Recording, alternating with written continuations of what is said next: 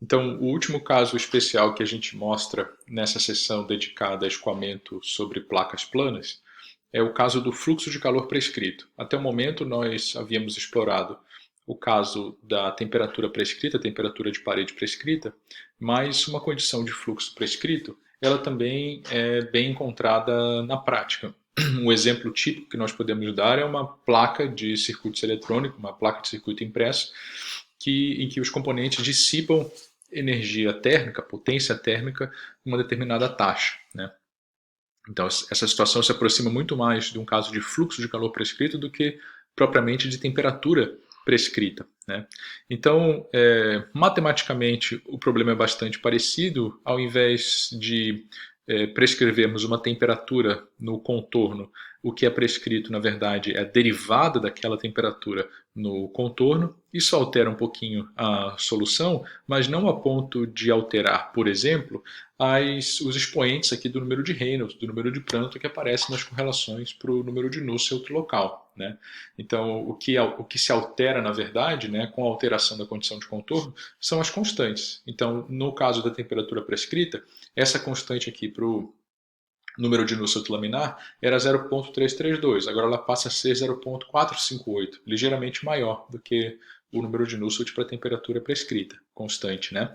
E no caso turbulento, a mesma coisa, a constante passa de 0,0296 para 0,0308, ligeiramente aumentando também, né? Se nós quisermos calcular agora a temperatura média, ou melhor, a diferença de temperatura média, né, de parede menos T infinito, o que nós precisamos fazer é integrar aquela variação da temperatura ao longo da placa, né? Lembra que a gente tem as duas situações, né? Fluxo prescrito ou temperatura prescrita. Se eu prescrevo o fluxo, se o fluxo é constante, a minha variável de saída, o que eu desejo calcular, é uma temperatura, seja ela local ou média, né?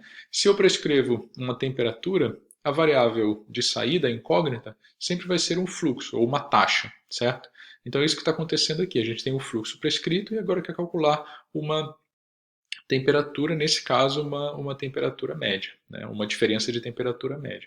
Então o que nós fazemos é substituir pela lei de resfriamento de Newton nessa integral aqui a diferença de temperatura em função do fluxo, né? O fluxo que é prescrito sai da integral aqui, dividido pelo h. E o h nada mais é do que uma relação direta aqui do número de Nusselt. Tá?